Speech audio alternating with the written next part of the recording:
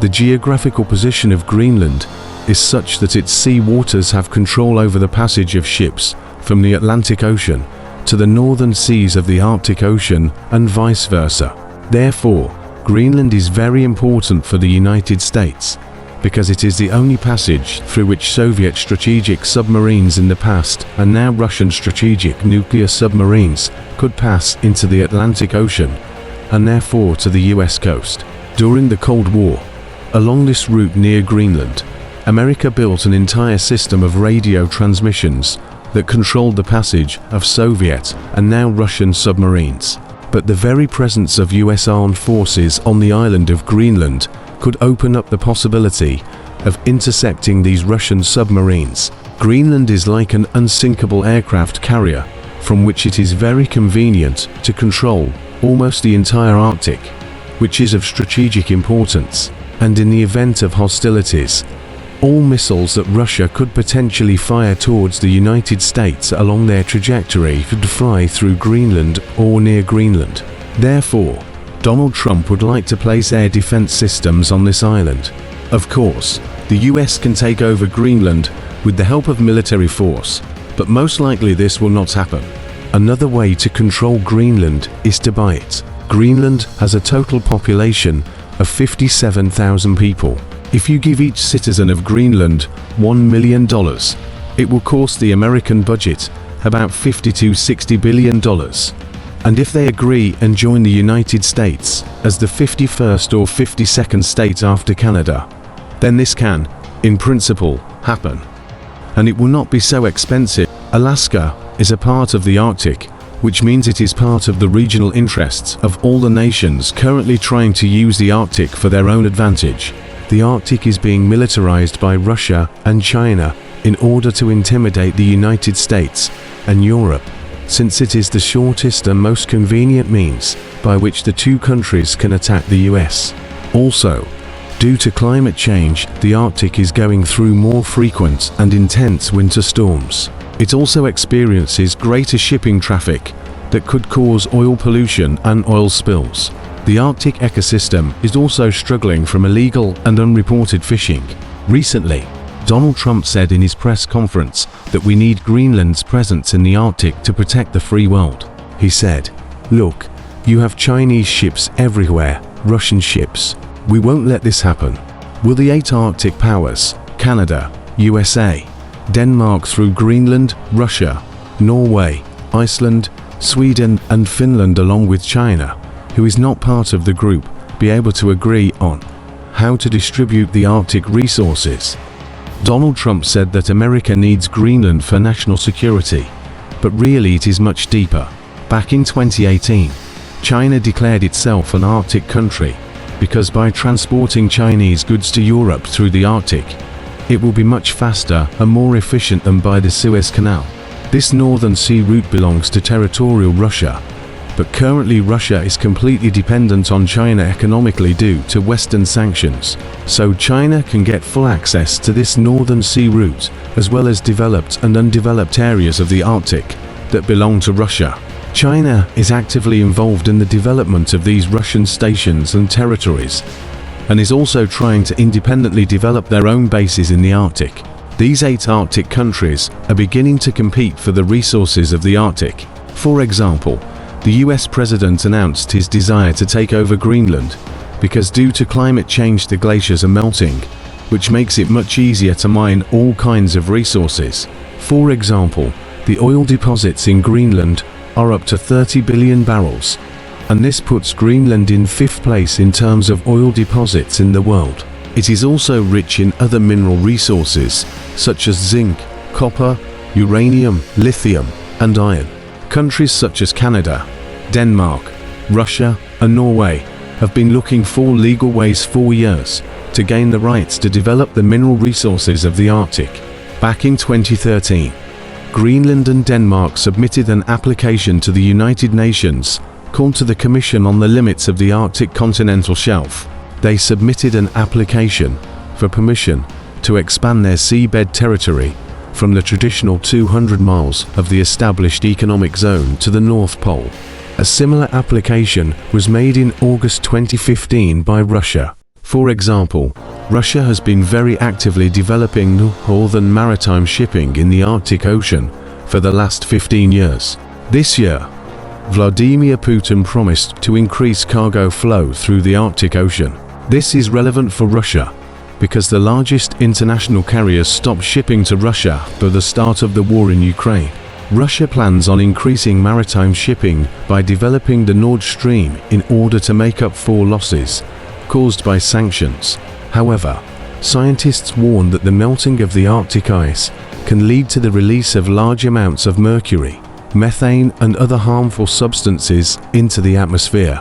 They also claim that the level of global warming in the Arctic is higher than in other regions of the Earth, which means increasingly more of these gases will be released. Scientists warn that to control these potentially severe consequences for the Arctic, the cooperation of all Arctic countries is needed. But unfortunately, various factors will prevent their cooperation. First of all, after the war in Ukraine 3 years ago, international scientists were prohibited from entering Russian Arctic stations. Also, Russia, due to the sanctions, has lost access to much needed Western technologies for the development of mineral resources in the Arctic. That means without the right technologies to mine resources, there can't be cooperation between the Arctic countries, since Russia needs these resources for their economy. That is, we can say what the consequences of this confrontation between the Arctic countries may be. Donald Trump's statement about control over Greenland is a new round in the confrontation between the Arctic countries in the battle for the Arctic. But so far, apart from Donald Trump's verbal interventions, there have been no actions. We are not seeing any active preparations on the part of the United States for active actions in the development of the Arctic, or even just the beginning of actions in this direction. During his first term as US President, Donald Trump has already said that America needs control over Greenland. More than 7 years have passed since then, but the United States has made no progress and no political actions in this direction. Perhaps Donald Trump is simply trying to achieve maximum advantage in negotiations with other countries near the Arctic for American national interests and the interest of American companies, because Donald Trump is lobbied by big businesses in the USA. During his first presidential term, Donald Trump actively lobbied liquefied natural gas companies for their supplies from the United States to Europe. For him, this was more important than even maintaining good relations with European partners. Perhaps, as shown in their statements about the seizure of Greenland, he's also trying to find good negotiating points for the building that currently owns Greenland, and that they give permission for the presence of large American companies on this largest island of our planet. In a way, his loud statements can help the United States in establishing influence over other Arctic countries in the Arctic region. In Russia, for example, journalistic and expert communities are already publishing maps of the Arctic, where the Arctic is divided between America and Russia. And in Russia, they are very happy about this behavior and statements by Donald Trump about Greenland. That is, after he takes office on January 20th, the European partners, in particular Denmark, which owns Greenland, will be ready to practically negotiate with America regarding Greenland. That is, these statements will be used by Trump to obtain some additional privileges and bonuses for the American companies from European countries. We will see very soon which specific American corporations will be the beneficiaries of these negotiations. Maybe that's why Trump is attacking not only Greenland, but also Canada.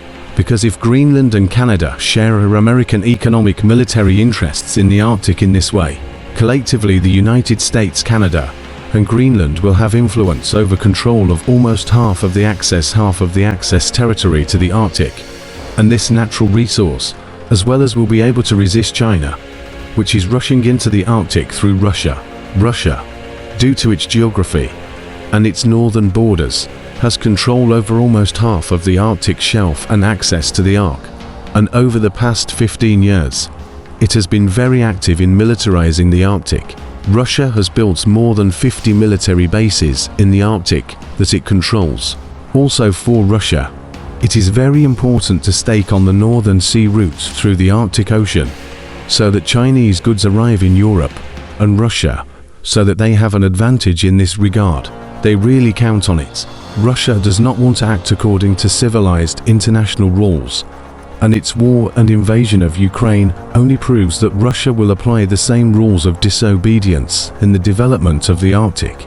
Currently, according to international law in the Arctic, there is a sectoral principle of division between countries that are considered Arctic countries.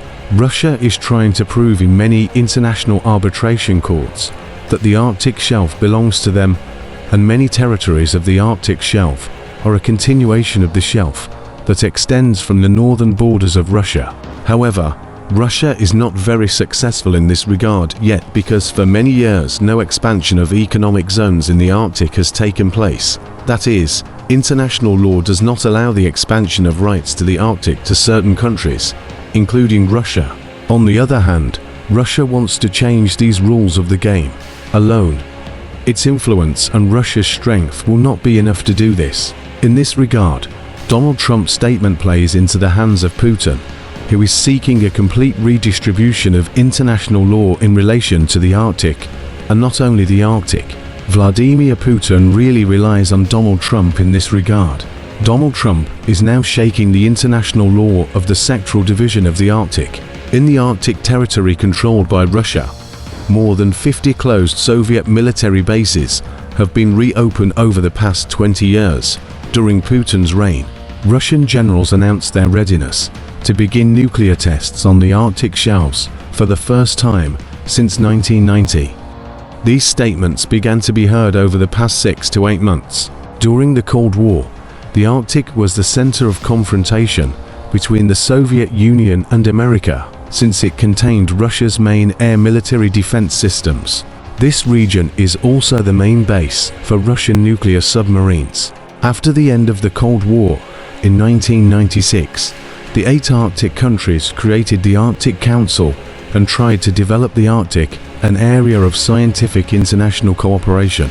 However, with Vladimir Putin coming to power, Russia's goals in the Arctic changed, and Russia unfroze all the military bases of the Soviet Union, and also built several new ones with military airfields. Now the superiority of Russian military bases in this region in the Arctic exceeds the number of American military bases by 3 times. Several years ago, NATO also announced its intention to expand naval bases and troops in the region.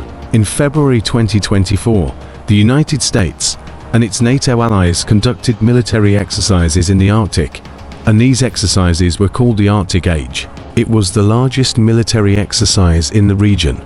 Also this year, the Pentagon stated that strategic cooperation between Russia and China in the Arctic could change the forces in this region, and therefore the United States should strengthen its cooperation with NATO allies. China has stated that its interests in the Arctic are purely economic, and they are very interested in the development of mining, metals and oil, and they deny military cooperation with Russia in the Arctic. In an ideal case, the Arctic should, of course, receive the status of neutral territories like Antarctica. For example, Antarctica is a neutral territory. It's like a heritage that belongs to all countries. For example, military activity is prohibited in Antarctica, and economic activity is also prohibited.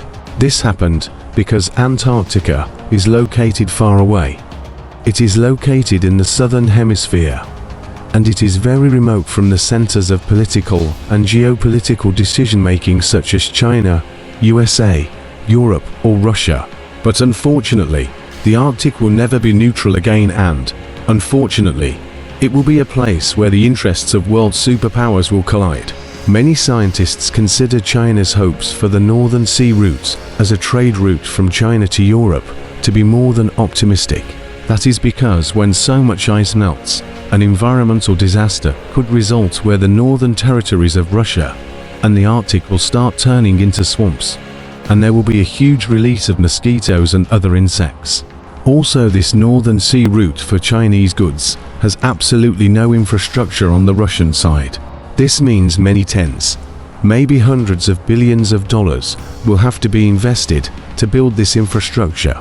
Also, in the Arctic Ocean, there are a huge number of icebergs that can become a huge obstacle to the shipping of goods, and are very likely to sink many of these merchant ships.